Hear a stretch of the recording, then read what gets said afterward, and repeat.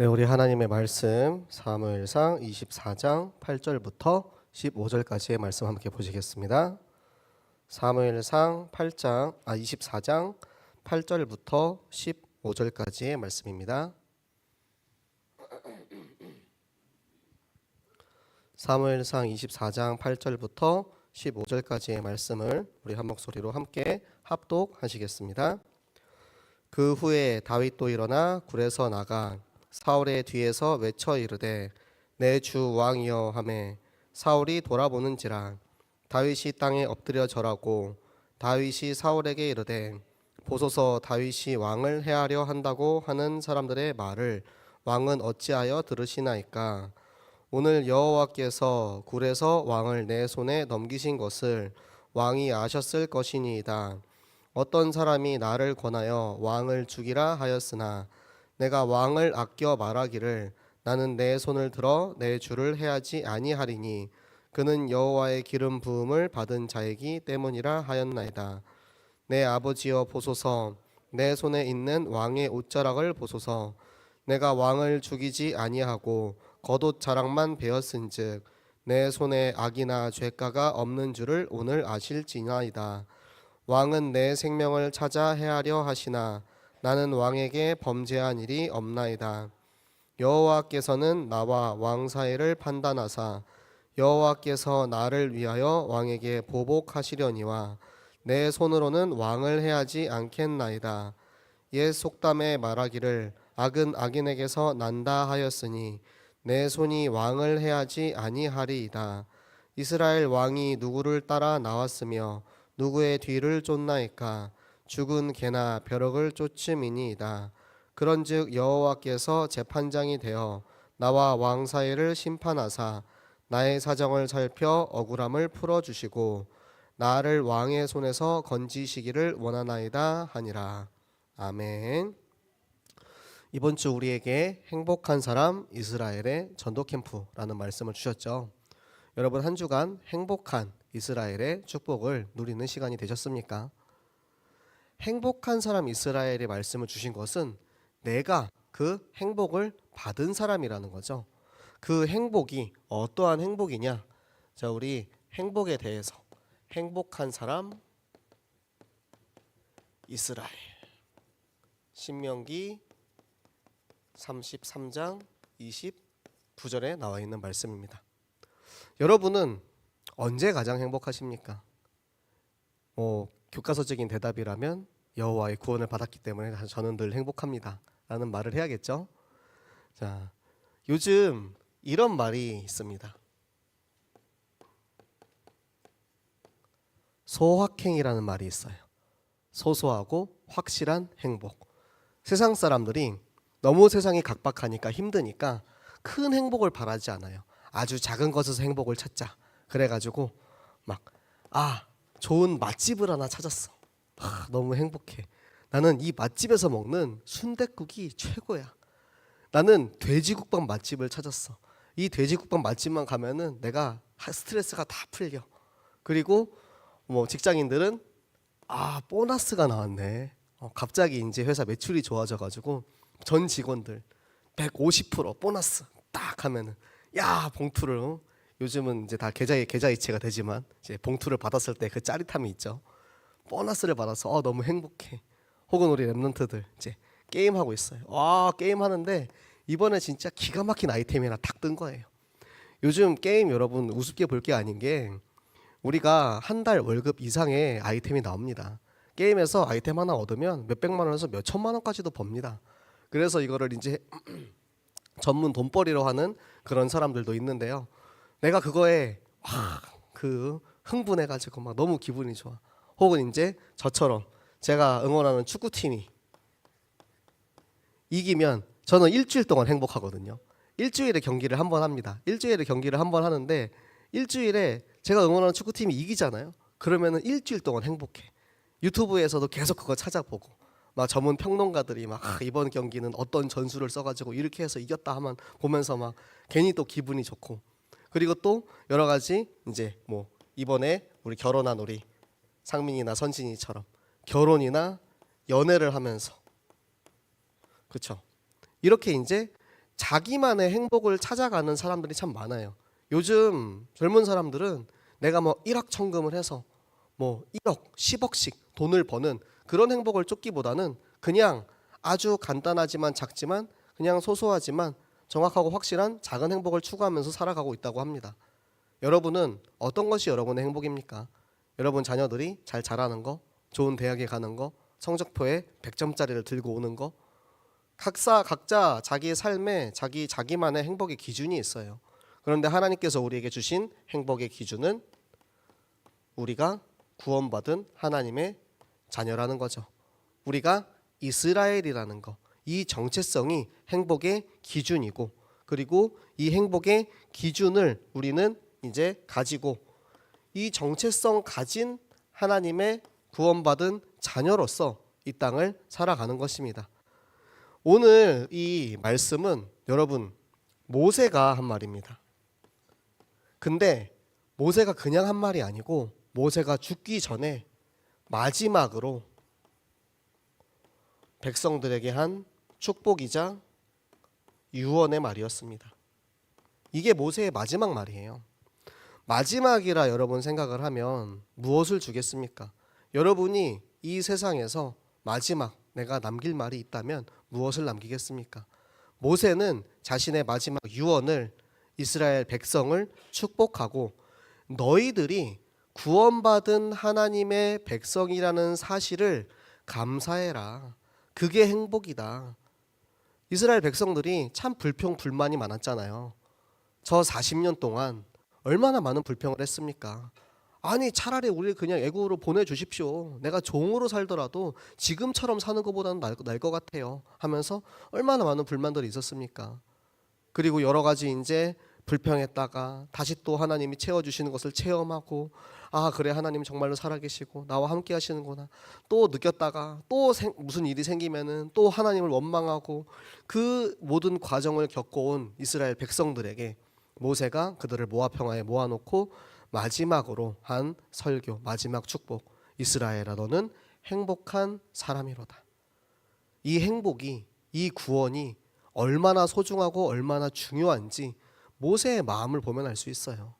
그렇기 때문에 우리는 무엇보다 세상에서 어떠한 좋은 행복보다 물질보다 어떠한 것보다 가장 우리가 행복을 누려야 할 것, 내 안에 계시는 예수 그리스도, 내가 받은 그 구원을 가지고 그것을 누리는 사람은 그것으로 인하여서 증인이 되어지고 그 증인이 이제 현장에 나가서 내가 받은 참 행복을 전달하는 것을 전도 캠프라 합니다.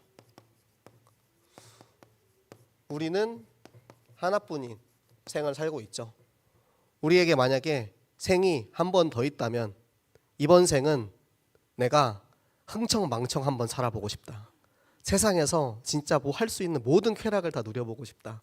그리고 다음 생에 내가 진짜 신실한 그리스도인으로 살리라. 정말 예배 꼬박꼬박 나가고 한 번도 안 빠지고 그렇게 해야지. 요즘 인터넷 소설에서 가장 유행하는 게 이거거든요. 인생 2회차. 내가 한 번만 더 인생을 살 수 있다면 여러분 뭐부터 하시겠습니까? 강남에 땅부터 사시겠습니까? 로또 번호를 외워가지고 로또를 사놓으시겠습니까? 아니면은 비트코인이 여러분 500원, 1000원 하던 시절이 있었어요. 그런데 그 비트코인이 지금 8천만 원 이렇게 하죠. 500원대 사놨으면은 수익이 몇 프로입니까? 그런 식으로 우리가 살기를 원하는 그런 이 대리만족의 삶을 사람들이 많이 생각을 해요. 하지만 우리는 하나뿐인 삶을 산다라는 거, 하나뿐인 인생을 살기 때문에 이 한 번의 인생을 우리는 더욱더 가치 있는 일에, 더욱더 중요하고 소중한 일에 우리가 쓰임을 받아야 합니다. 그것이 바로 내게 주신 하나님의 구원, 내게 주신 그 행복과 이 생명, 이것을 나뿐만 아니라 저 이 복음 몰라서 죽어가고 있는 저 세상의 불쌍한 영혼들에게, 여러분 현장의 어린이들에게, 그들에게 전달하는 것, 그것이 하나님께서 우리에게 생명을 주신 이유이고 우리가 이 일생을 살아가는 이유임을 여러분이 반드시 기억하시기 바랍니다. 여러분 다윗을 보세요. 다윗의 시편 23편. 다윗은 자신의 행복을 누리는 사람이었어요. 여호와는 나의 목자시니 내가 부족함이 없으리로다. 다윗이 늘 행복했습니까? 사울에게 쫓겨가지고 죽을 위험에 처하고 심지어 저 왕 앞에서 미친 척하고 침 질질 흘리면서 도망다니는 그런 삶을 살았어요. 다윗의 평생의 삶은 순탄하지 않았습니다. 하지만 하나님 앞에 항상 감사했어요. 왜? 내가 구원받은 이스라엘이라는 정체성이 확실했기 때문입니다. 내가 사망의 음침한 골짜기를 다닐지라도 해를 두려워하지 않음은 주께서 나와 함께 하심이라. 여호와께서 나와 함께 하심이 가장 행복한 그 구원받은 하나님의 자녀라는 정체성이 있었기 때문에 다윗은 절대 힘들거나 원망하거나, 물론 원망하는 시기도 있었죠. 도망다니는 시기도 있었죠. 하지만 그 모든 것이 하나님이 나를 사랑하셔서 내게 주시는 연단의 과정이라는 것을 결론난 그 이후로부터는 다윗은 큰 그릇을 가진 사람이 되었습니다. 이 다윗의 모습이 바로 우리의 사람 캠프입니다. 사람 캠프에서 가장 중요한 건 사람이에요. 나와 내 주위 사람들, 그리고 우리의 전도 대상자들. 내가 먼저 캠프 되어지고 내가 먼저 이 복음을 누리고 있으면 나뿐만 아니라 내 주위 사람들에게 당연히 이 복음을 전할 수밖에 없는 거죠. 그 주위 사람의 이름을 한 사람 한 사람 적어가면서 기도하고 또 나의 마음을 아프게 하고 울리게 하는 그런 전도 대상자들을 우리가 이름을 적어놓고 기도하는 것, 나로부터 시작하는 것입니다. 나의 행복부터 시작하는 거예요. 내가 행복하지 않으면 사실 다른 사람들을 도와줄 만한 여력이 없습니다. 그렇잖아요. 내가 당장 지금 행복하지 않고 내가 당장 지금 한 끼 먹을 돈이 없는데, 당장 지금 컵라면 하나 사 먹을 500원이 없는데 지금 옆에 굶는 사람을 보면 여러분이 그 500원을 내가 컵라면을 안 먹으면서 옆에 있는 사람을 줄 수 있겠어요? 우리 인간은 그래요. 그렇게 이기적이에요.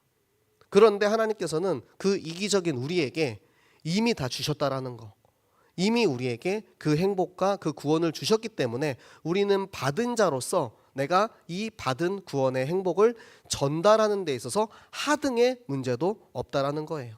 그래서 우리가 이 사람 캠프에, 우리의 삶에 사람 캠프가 먼저 시작되시기 바랍니다. 여러분 자신이 이 사람 캠프의 응답의 자리에 반드시 계시기 바랍니다.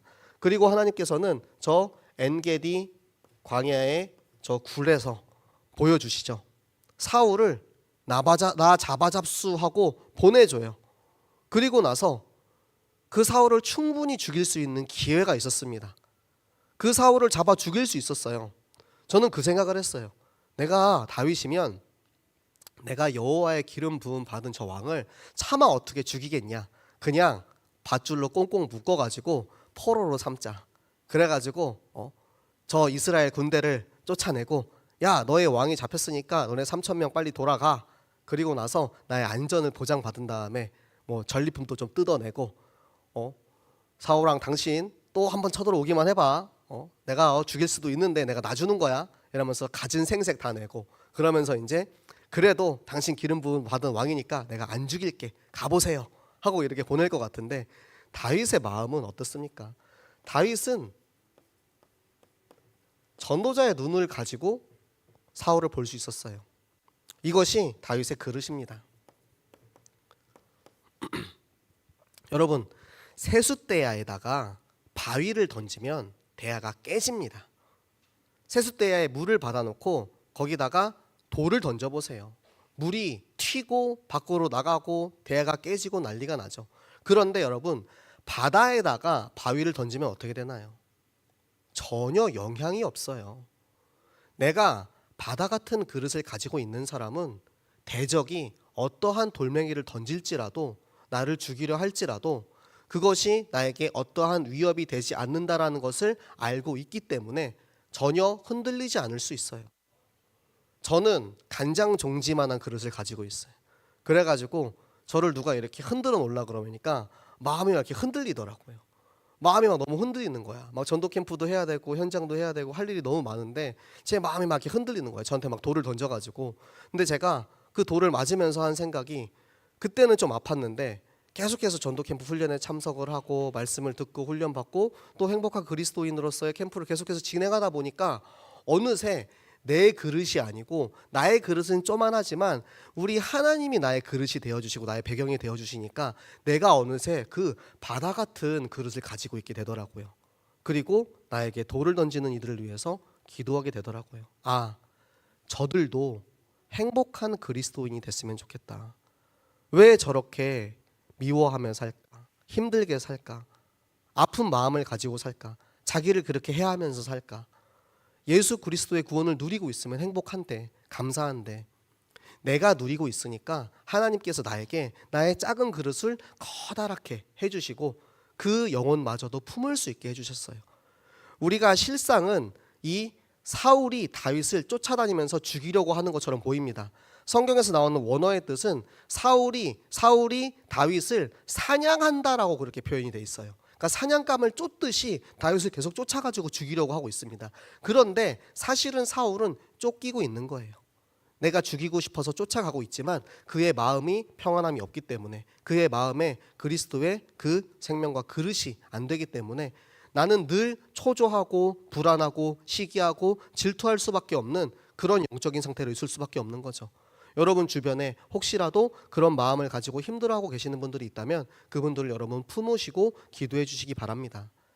우리는 이미 구원받은 행복한 그리스도인으로서 내가 그 생명을 누리고 있기 때문에 나와 같이 우리의 이웃도, 우리 옆에 있는 지체도 우리가 그들을 마음에 품고 사랑하면서 이 하나님께서 보여주시는 이 현장, 이 모든 사건 캠프에서 하나님이 정말로 살아 계시는구나, 하나님이 보여주시는 이 모든 일들을 우리는 전도의 눈으로 보게 되는 겁니다. 전도의 눈을 뜬다라는 것은 그만한 의미가 있습니다. 여러분이 관심사 가진 것들이 눈에 보여요. 제가 방금 말씀드렸지만 저는 축구를 좋아하기 때문에 길거리 지나가다가 축구 유니폼 입고 지나가는 사람 보면 저거 무슨 팀 유니폼이네? 딱 보면서 저거는 가짜 같은데, 저거 몇천 원짜리 가짜 같은데, 아닌데 저거 정품인데 정품이면 한 20만 원 할 텐데, 막 이러면서 막 이렇게 보거든요. 옆에 전도사님이랑 차를 타고 가는데 지나가는 SUV를 보면서 저 차 참 예쁘죠 막 이러는 거예요. SUV로 바꾸고 싶어가지고 차를 계속 이제 SUV만 보면 계속 내 마음이 향하는 곳으로 계속 눈이 가요.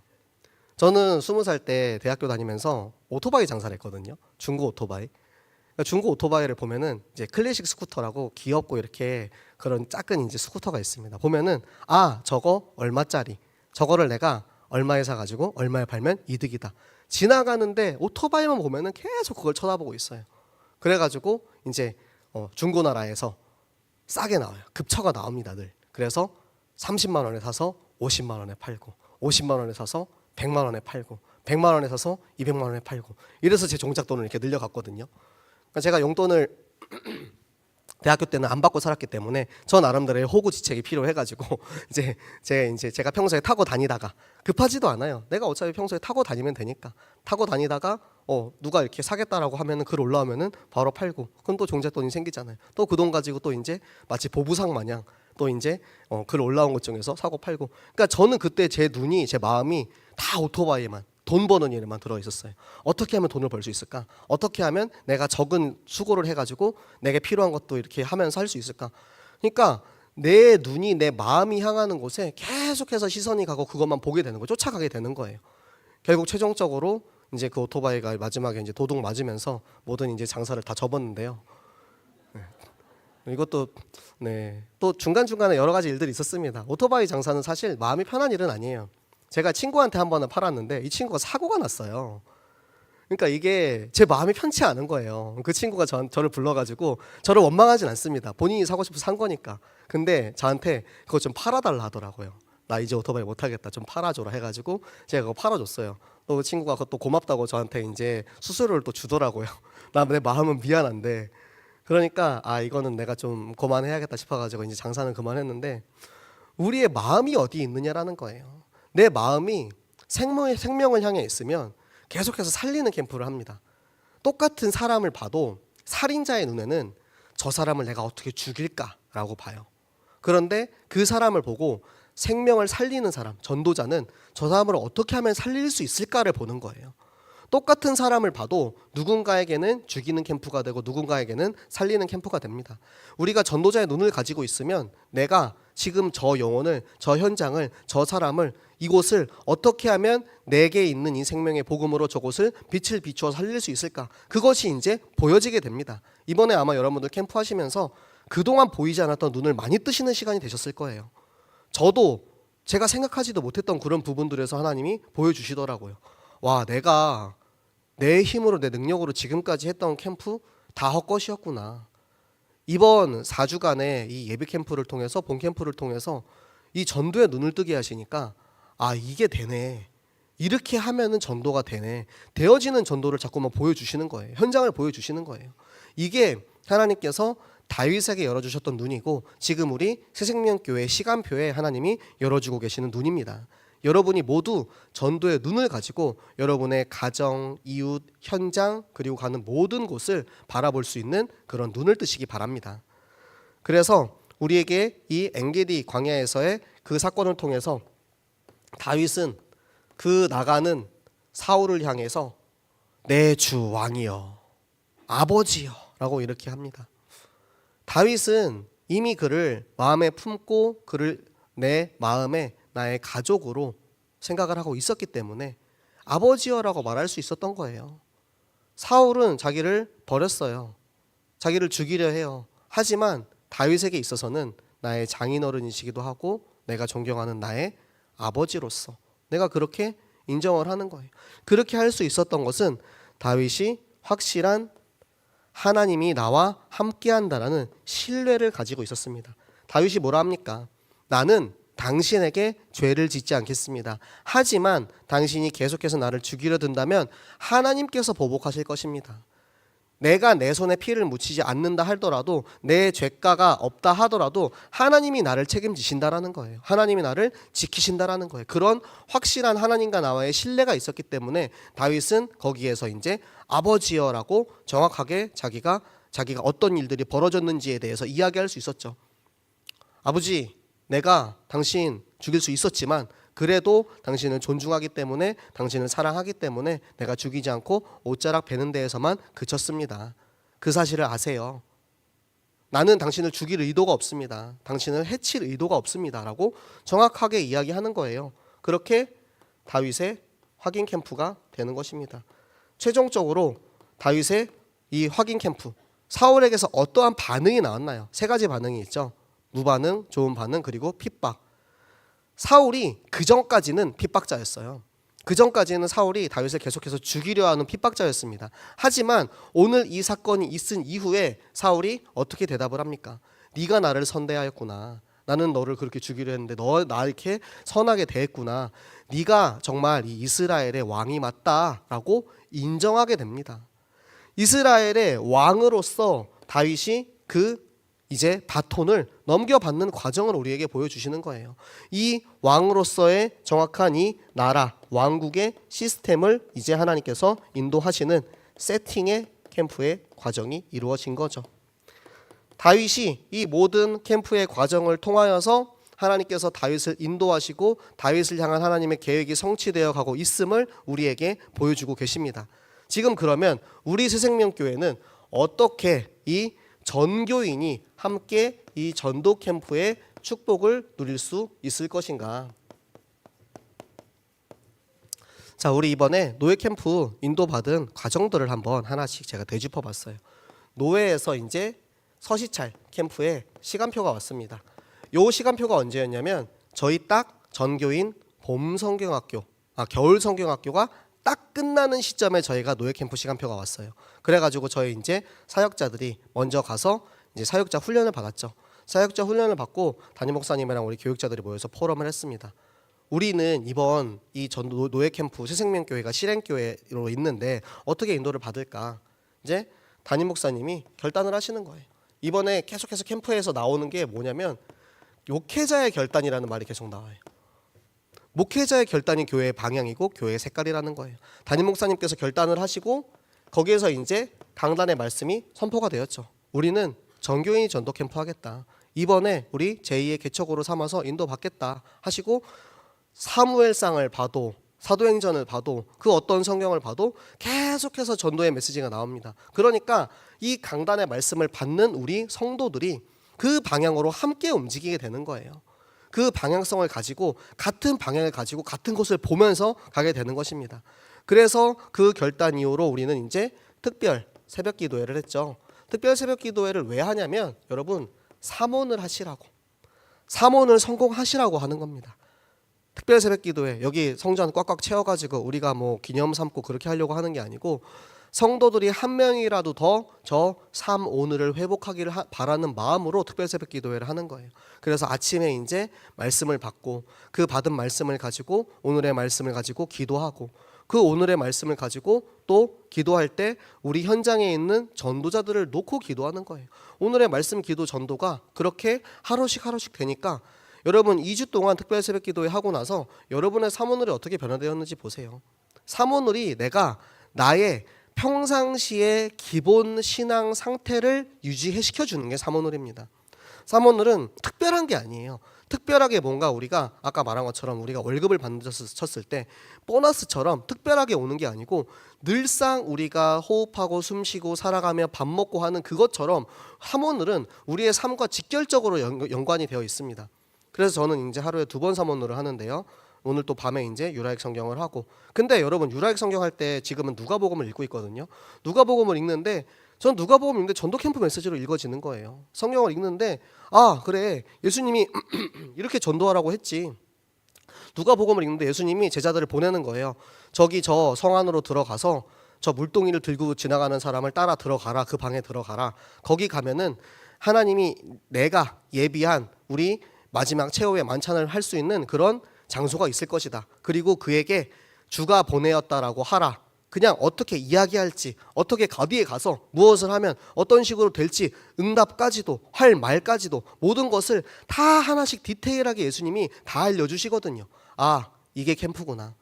하나님이 우리에게 말씀으로 알려주시고 가라 하신 대로 들어가서 그곳에 가서 우리에게 주시는 강단 가지고 소통하면 거기에 생명운동 일어나는구나. 그래서 이번에 이제 가서 문 두드리고 들어갔어요. 그날 또 노예 캠프 메시지가 두드리라예요. 두드리라. 다른 거 뭐 많이 나왔어요. 뭐 많이 나왔는데 제 마음에 딱 꽂힌 단어 하나는 두드리라였어요. 두드리라. 그래가지고 문을 두드리러 갔습니다. 네, 우리 렘넌트 우리 권사님 딸인데 교회 안 나오고 있어요. 근데 원래 월요일날 가려 했거든요. 근데 권사님이 오지 말래요. 우리 딸이 오지 말래요. 그래가지고 월요일 안 갔거든요. 근데 화요일날 이제 말씀 받았잖아요. 권사님 제가 갈게요. 그래가지고 이제 저희 같은 팀이신 이제 목사님 모시고 그냥 무작정 갔어요. 전화하고 가면 안 돼요 이러시더라고. 또 엄마 마음에는 또 이제 딸이 또 이제 승깔 부릴까봐 또 아 엄마는 왜요? 목사님 보내고 그래 막 이러면서 또 그러잖아요. 자기는 이제 오지 말라 했는데 그럴까봐. 그래서 목사님 말씀 나왔으니까 한번 가보겠습니다 하고 이제 근데 요즘 문 두드리기가 힘든 게 지하 주차장에서부터 이걸 누르고 들어가야 돼가지고 문을 두드리고 싶었는데 못 두드리고 지하에서 이거 띵띵띵띵 이거 벨을 눌렀는데 없더라고요. 그래서 이제 전화를 그때 이제 해보니까 지금 집에 없다 그래가지고 아 그럼 나중에 뭐 기회 있으면 한번 보자 이렇게 했는데 그래서 첫 만남이 안 됐어요. 아 이게 아닌가? 아 두드리는 게 아닌가? 나는 분명히 말씀 이렇게 받았는데 저도 이제 막 고민이 되는 거죠. 아 말씀 받았는데 왜 안 되지? 근데 그 바로 옆에 아파트, 길 건너 바로 아파트에 또 오랫동안 이제 교회 안 나오신 분이 있어 우리 구역에. 그래가지고 거기도 무작정 그냥 갔어요. 근데 거기는 다행히 이제 입구에 비밀번호가 없어. 올라가가지고 딱 보는데 입구에 새생명교회 아직 명찰에 붙어 있거든요. 몇 층인지도 모르고 갔어요. 일단 이거 붙어 있을 거니까 가가지고 원래는 17층인데 이제 전 7층인 줄 알고 가봤는데 안 붙어 있는 거예요. 어떡하지? 근데 17층에 딱 가서 이제 붙어 있는 거 보고 벨을 눌렀습니다. 누구세요? 하더라고요. 그래서 예, 새생명교회 최재인 목사입니다. 그랬더니 아이고 이러면서 문을 열어주셨어요. 감사하게도 들어가가지고 죄송합니다. 연락도 없이 와서 그랬더니 전화하고 오셨으면 제가 오지 말라 했을 겁니다. 딱 그러더라고. 그래가지고 이제 이야기하고 또 저는 뭐 어떠한 상처가 있는지 어떠한 사정이 있는지 모릅니다. 저는 뭐 그렇게 저를 찾아와서 개인적으로 이렇게 힘든 이야기를 하시는 분들이 있으면은 제가 이제 도와주고 사역을 말씀을 드리지만 저 같은 경우는 거의 이제 이 귀에 들리는 창구가 없어요. 뭐 이렇게 누구를 통해서 알게 되는 것도 모르고 교회에서 어떤 일이 벌어지는지도 잘 모릅니다. 그냥 제가 모르기 때문에 우리 목사님 모시고 왔으니까 목사님 말씀이 가장 객관적인 말씀 아닙니까? 우리 목사님 말씀 한번 들어보세요 해가지고 목사님 말씀 선포하시고, 제가 그랬어요. 말씀 들을 때, 예배 들을 때의 모습이 제가 기억이 나요. 제가 수요 예배 설교하고 있으면 너무 행복하게 말씀 듣고 계셨는데 행복한 자리로 돌아오셨으면 좋겠다고. 그리고 이제 나왔습니다. 뭐 그 이후에 어떻게 될지는 하나님께서 이제 하시는 거고, 저는 두드리라 해서 두드렸고, 가라 해서 갔고, 하나님 예비하는 곳에 가서 응답받고 돌아온 거예요. 얼마나 행복한 캠프입니까? 설령 그 집에 들어가지 못했다 할지라도 행복했겠지만, 아니 거기 마침 계셔. 근데 다 그랬거든요. 모든 사람들이 가면 없을 거다라 그랬어요. 가면은 없을 거니까 그냥 없다라고 생각하고 가서 문만 두드리고 그냥 돌아오자, 이런 반응이었어요. 다른 분들도 다 지금 거기 안 계시는데, 집에 안 계시는데 다 그랬어요. 딸집 갔대요. 제가 여쭤봤어요. 딸집에 계시다고 들었는데, 아 우리 딸이 우리 아파트로 이사를 왔어요 하시더라고. 그래가지고 옆동에 살고 있다, 옆동에.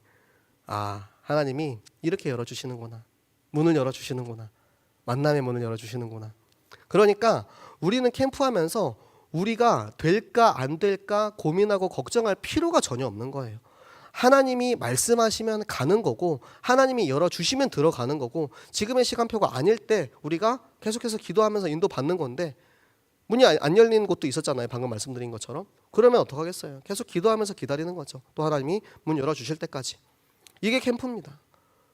그런데 이게 캠프가 안 되던 게 왜 되었느냐?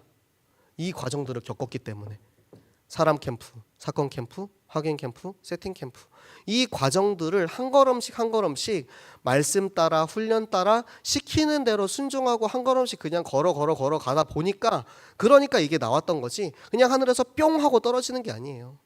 하나님의 응답이니까 하나님이 하늘에서 뿅 하고 주시겠지. 하나님은 그렇게 주시는 분이 아닙니다. 아담과 하와한테도 너희가 평생 땅을 갈아서 너희가 수확물을 먹어야 된다라고 말씀을 하셨어요. 우리가 밭에 씨를 뿌리고 그곳에 물을 주고 경작하고 기도하면서 햇빛도 비춰주고 말씀도 이제 뿌려주고, 그 모든 과정이 거치고 나서야 하나님이 우리에게 보여주시는 열매가 이렇게 올라오는 거지, 아무것도 안 하고 그렇게 그냥 땅에다가 묻어놓고 열매만 올라오길 바란다? 이거는 굉장히 미련한 그리스도인입니다. 안 좋은 표현의 미련함입니다. 원래 좋은 미련하다라는 표현을 저는 되게 좋은 표현으로 많이 생각을 하는데, 진짜 참 열매가 무엇인지 모르는 그런 전도 캠프 하지 마시고, 하나님의 말씀 따라서 우리 모든 정교인이 같이 이렇게 한 걸음씩 한 걸음씩 걸어가니까, 아 여기에 모든 응답이 다 있었구나 라는 것을 발견하는 우리 모든 사모를 하시는 여러분 되시기 바랍니다. 쌓입니다. 나에게 좋은 거예요. 내가 가장 지켜야 할 가장 최소 단위의 것, 하나님 앞에 할 것, 그것을 사모늘로 기억하시고, 특별 새벽 기도의 기간은 끝났지만 여러분이 하루를 시작할 때 오늘의 말씀, 오늘의 기도, 오늘의 전도를 반드시 꼭 하시기 바랍니다. 그리고는 하나님께서 우리 이제 지역을 확정하라 하세요. 지역 확정에 지금 우리는 6군데의 지교회와 그리고 또 이제 플러스 알파로 또 외곽 지역에 여러 이제 지교회들이 세워지고 인도를 받고 있습니다. 이 지역을 확정한 이유는 무엇이냐면, 실체가 없는 전도 운동은 지칩니다. 전교인 어린이 성경학교를 30년째 하고 있고요. 그리고 지금 여러분들을 각 지역의 현장에 지교회로 파송했고, 현장의 성경학교가 지금 100개씩 90개씩 되고 있어요. 그런데 왜 매번 성경학교를 할 때마다 우리는 왜 새로 시작해야 되냐 이거예요. 성경학교를 분명히 계속 해왔는데 성경학교를 또 해야 되면은 또 애들 모아야 되고, 또 시스템 준비해야 되고, 또 나가서 애들 모아와야 되고, 이거는 실체 없고 우리가 계속해서 하면 할수록 지치는 시스템으로 갈 수밖에 없는 거예요. 그래서 지역을 확정하고 그 지역에 무너지지 않는 절대 망대를 세워놓으면, 그 망대 안에서, 그 지교회 안에서 함께 모여서 기도할 때 그 지교회에서 다락방도 나오고, 그 지교회에서 성경학교도 나오고, 지교회에서 미션홈과 그리고 모든 전문교회 응답이 나오는 거예요. 실체를 가진 지교회가 여러분 구역의 현장에 꼭 있기 바랍니다. 매주 어느 곳 어느 장소에서 우리 교회는, 지교회는 모여서 예배합니다. 이게 사라지면, 만약에 이번 우리 지교회 이거 6군데 세워졌는데 요거 안 되는 지교회 있으면 지금 당장이라도 시스템 점검하시기 바랍니다. 우리 지교회는 언제, 어느 요일, 어느 곳에서 지교회 모임합니다. 저희 김해 같은 경우는 4주를 이제 나눠서 합니다. 구역이 3구역이기 때문에 1, 2, 3 이렇게 해가지고 한 주씩 지교회 예배를 드리고 4주 차에는 이제 현장으로 캠프 나가기로 했거든요. 그런 식으로 시간과 장소를 정확하게 정해놔야 돼요. 이번에 이제 캠프 가보니까 그 구역에 연약하신 분도 있어요. 그 연약하신 분 찾아가는 거 사실은 불신자 현장 아닙니다.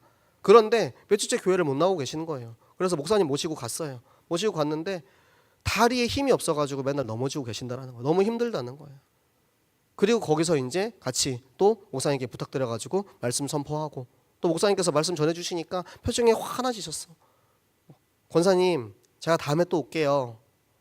권사님 또 힘내가지고 또 이제 예배 회복하셔야죠. 거기에 가서 이제 지교회 예배 드리는 거예요. 우리 구역원들이, 우리 지교회 멤버들이 같이 가서 지교회 예배 드릴 때 이 지교회의 모임 속에서 전도 포럼도 되고 그리고 현장에 있는 영혼들 놓고 기도하는 겁니다. 여러분, 이번에 우리가 기도한 영혼들 다 그대로 우리가 계획한 대로 다 연결돼 가지고 들어간 거 아니잖아요. 그러면 지속해서 기도해야죠. 아, 노예 캠프 끝났으니까 여기까지 끝. 아, 나는 할 일 다 했다. 이게 아니고 이제는 앞으로 우리가 가야 할 길로 하나님께서 우리에게 주신 미션으로 남은 거예요. 그 지교회 모임을 통해서 모여서 전도 포럼하고 모여서 우리가 지금 현장에 놓고 꼭 기도해야 할 사람들 놓고 기도하고 우리 집사님은 본인의 아버지 놓고 기도해달라고 올리시더라고요. 그 마음이 제일 와닿는 것 같아요. 우리 가족 중에 구원받지 못한 아버지 계시면 얼마나 마음이 쓰라립니까? 그러면 우리 구역원들이 놓고 우리 지교회에서 같이 놓고 기도하는 거예요. 언젠가 그 아버지의 시간표가 돼서 마음의 문이 열렸을 때 우리가 복음 전할 수 있도록 기도를 계속해서 심고 하다 보면 반드시 하나님의 시간표가 오거든요. 그 일을 위해서 여러분들이 꼭 지교회 모임을 지속하시기 바랍니다. 그리고 이제는 이 예비 캠프 여러분들 하셨을 때 사실은 거의 대부분 구역에서 미리 응답을 다 받으셨더라고. 예비 캠프 기간만으로도 이미 응답을 다 받으셨어. 이렇게 그냥 하나씩 이렇게 해 오다 보니까 우리는 예배 캠프 아직 본 캠프 시작도 안 했는데 이미 응답을 다 받았어. 본 캠프 때 뭐 하죠? 라고 이야기하는 거예요. 예배 캠프 때 이미 문이 달려가지고 다 들어가 버렸어. 그럼 본 캠프 때 뭐 해야 되지? 오히려 본 캠프가 걱정되는 거예요. 응답을 다 받아버려가지고. 근데 본 캠프는 또 어떻게 됐냐? 본 캠프는 축제입니다. 그래서 우리 받은 강단의 말씀처럼 우리가 받은 이 그리스도인으로서의 행복을 누리는 시간이 되는 거예요. 모든 분들 포럼을 들어보면 행복하지 않은 분이 한 명도 없어요. 모든 사람이 다 행복함을 누리는 캠프였어요. 그래서 이번에 우리 새생명교회 오늘 그 현장에서 영도에서 보고하는데 새생명교회 영접자 우리 90 몇 명이었죠. 탁하니까 옆에 있는 분들이 웅성웅성해요. 오, 뭐야, 영도 임마누엘보다 더 많이 나왔어요. 그러니까 막 웅성웅성하는 거예요. 막 새생명교회 뭐지? 아, 이게 새생명교회 저력인가 보다 하는 거죠. 그런데 거기서 이제 인도하시는 목사님도 그래요. 임마누엘 교회랑 새생명교회는 그동안 해온 거기 때문에 이거 응답받는 거 당연한 겁니다. 그동안 해온 거기 때문에 그동안 여러분이 정교인 어린이 성경학교를 30년 동안 지속해 오면서 전도자의 나를 그 정체성을 가지고 있었기 때문에 노예 캠프에서도 우리가 인도받을 수 있었던 거고요. 노예 캠프 4주 과정을 우리가 인도받을 수 있었던 겁니다. 만약에 우리가 그 기초를 쌓아놓지 않고 전도자의 정체성을 가지고 있지 않았으면 우리는 완전히 처음부터 시작해야 되는 거예요. 그러면은 이번 캠프가 아니고 다음 캠프 때 응답을 받읍시다라고 이야기했겠죠. 물론 이번에 못 받은 아직 도달하지 않은 시간표는 다음 캠프 때 반드시 하나님께서 우리에게 응답하실 것이라고 믿습니다. 그걸 우리는 믿음을 가지고 가는 거예요. 그게 우리 이제 행복한 그리스도인, 행복한 전도자의 삶을 사는 거죠. 여러분, 캠프의 과정이 여러분에게 꼭 행복한 시간이었으길 바랍니다. 저는 너무 행복했고요. 저는 너무 감사했는데 혹시라도 숙제처럼 이렇게 하다 보니까 너무 지친다. 사실은 몸은 너무 피곤해요. 제가 3일 동안 그리고 지난주에도 거의 이제 쉬지 못하고 계속 이제 특세도 또 2주 했잖아요. 저는 이제 잠을 못 자면 몸이 병이 나는 사람인데 잠을 못 자니까 몸이 막 계속 축나는 거예요. 그래가지고 기침도 안 떨어지고 계속 이제 감기 기운 있고 병원 갔는데 또 약을 먹었는데 또 알러지 반응이 일어나네. 무서워서 약도 못 먹겠고 계속 몸은 피곤해. 몸은 피곤한데 너무 행복한 거 있죠. 그게 우리에게 주시는 이 전도 캠프의 축복입니다. 그것을 저뿐만 아니라 우리 모든 전교인이 다 누리시길 바라고, 특별히 이번에 직장 때문에 일이 바빠서 참석하지 못한 분들도 여러분의 지교회에서는 계속해서 이 캠프가 지속되어서 연결될 거니까 여러분들이 꼭 함께 하시기 바랍니다. 이제는 우리가 이후에 어떻게 이 현장을 지속할 것인가, 이것을 놓고 이제 우리가 인도받아야 됩니다. 앞으로 우리가 인도받아야 할 시스템, 이것은 제가 다른 거 없고요, 그냥 성경에서 나오는 성경적 전도 운동하시면 됩니다. 많은 교회가 캠프를 하다가 지속이 안 되는 이유가 그거예요. 목사님이 막 이렇게 이번엔 이렇게 합시다 해가지고, 뭐 예를 들어서 막 덕천동 유흥가 갑시다 해가지고 전교인이 유흥가 와 몰려갔어요. 가가지고 막 전도운동 막 일어났어. 막 영접자 막 100명씩 막 일어났어. 그런데 그리고 나서 그 다음에는 뭐 해야 되지? 이번엔 유흥가 갔으니까 다음엔 대저생태공원으로 갑시다 이렇게 할 겁니까? 이러면 지속이 안 되는 거예요. 그래서 우리는 성경에 나와 있는 전도 운동을 해야지 우리가 이 전도를 지속할 수 있습니다. 성경에서는 어떻게 우리에게 이번 3부 예배 때 보여주셨냐? 먼저 바울을 부르세요. 사울아 사울아 네가 왜 나를 핍박하느냐.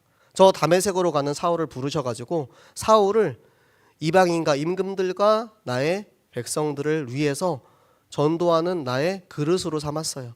이 부르심, 그러니까 우리가 먼저 정체성 캠프 이 부르심에 대해서 확실을 하고, 그 다음에 이제 팀 구성을 하시죠. 이 바나바와 헤어지게 하시고 또 거기서 이제 실라와 만남을 주십니다. 그러니까 이거는 팀 구성이에요. 팀 구성이 사실은 거의 응답의 대부분이 여기 다 있습니다. 이 팀 안에 응답이 다 숨어 있어요. 여러분 구역과 지교회에서, 그리고 여러분 현장에서 만나지는 팀도 있습니다. 그 팀 구성을 말씀 따라서, 말씀에서 우리에게 주시는, 왜냐면 말씀은 변하지 않잖아요. 말씀은 그대로 계속 있잖아요. 말씀 붙잡고 계속해서 현장에 나가서 하나님께서 바나바와의 만남을 해치시고 실라와의 만남을 주셨다. 그럼 이 실라와의 만남을 통한 전도운동이 일어난다는 거예요. 근데 바울이 바나바 그리고 마가 요한이랑 끝까지 척진 건 아니에요. 바울이 마지막에 자기가 이제 마가를 데리고 오라. 마가 요한 맞죠? 데리고 오라 하거든요. 죽기 전에 그 유언으로 마가를 나에게 데리고 오라고 해요. 그러니까 평생 다시 안 보겠다가 아니고, 지금 이번에 선교를 가야 되는데 1차 선교 가면서 얘가 중간에 병 나가지고 저는 도저히 못 가겠습니다 하고 이제 중간에 이제 이탈했단 말이에요. 그러면 그 팀원들이 힘이 빠지니까 얘는 지금 아직 시간표가 안 됐어, 아직 데려갈 때가 아니야 라고 했는데, 바나바는 그래도 내 사촌이니까 이번에 좀 데리고 갔으면 좋겠다 해가지고 했는데, 그러면은 너희끼리 가라, 나는 저 신라는 가겠다. 새로운 이제 팀 구성이 된 거죠.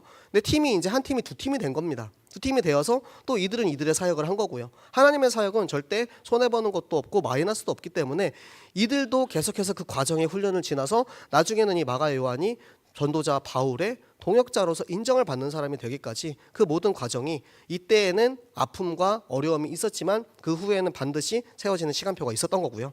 이제는 새로운 팀 구성을 통해서 새로운 이제 만남을 이루어서 가고 있고, 또 16장에 보면 디모데와의 만남이 있습니다. 그런데 디모데를 이제 바울이 데려가기 위해서 할례를 받게 합니다. 디모데의 아빠가 헬라인이었기 때문에 이 이방인이 와가지고 복음 전하는 거에 대해서 혹시라도 시비가 붙을까봐 굳이, 원래 이방인은 할례를 받아도 되고 받지 않아도 됩니다. 그것은 이제 예루살렘 공회에서 그렇게 이야기가 되었던 부분이기 때문에 안 해도 되지만, 앞으로 사역자로 세울 거기 때문에 제자를 세우고, 그리고 그 제자 포함 후대를 세우는, 우리의 구역에, 우리의 지역에 후대가 세워져야 돼요.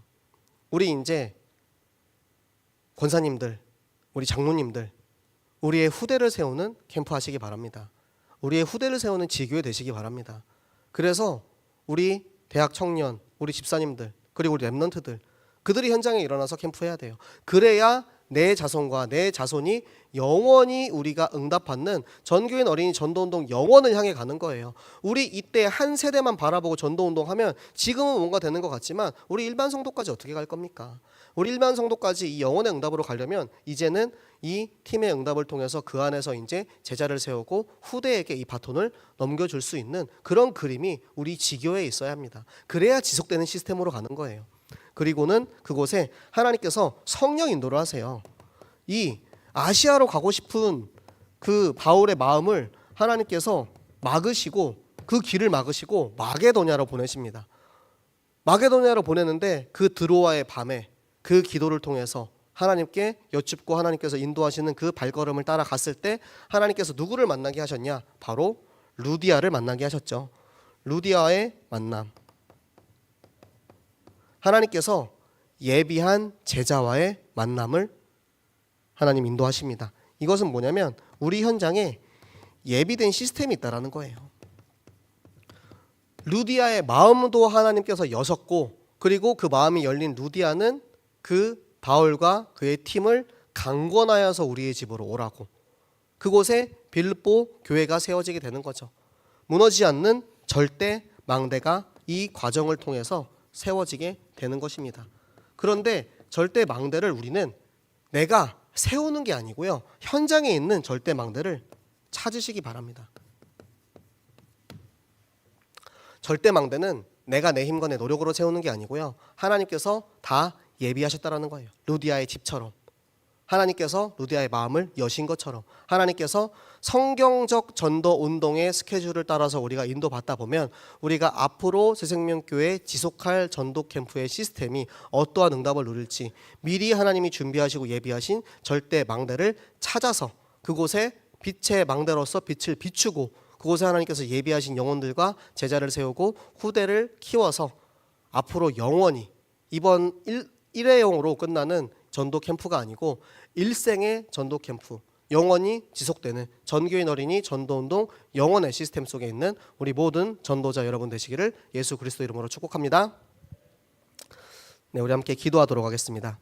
이 시간 기도하실 때 하나님 우리에게 이미 다 예비해 놓으시고 이미 다 응답하실 하나님의 절대 망대가 있는 줄로 믿습니다. 이번 우리 전교인 전도 캠프의 축복을 통해서 우리가 이번에 발견하고 확인한 이 응답을 이제는 이번 한 번에서만 그치는 것이 아니고 앞으로 영원히 우리 새생명교회에 이 전도 시스템으로 세우고 지교회로 세우고 다락방과 전문교회로 저 현장에 끝없이 전도운동이 일어나는 영원의 응답을 누리게 하여 주시옵소서. 그 일을 위해서 나에게 행복한 이스라엘의 정체성을 허락하셨사오니 내가 그 안에서 전도자의 행복을 누리고 내가 행복한 이스라엘로서 저 현장에 이 행복 없이 죽어가는 사람들에게 복음 전하는 일에 쓰임받게 하여 주시옵소서. 그의 모든 전교인이 함께 인도받게 하여 주시옵소서. 같이 기도하도록 하겠습니다. 살아계신 하나님 아버지 감사합니다.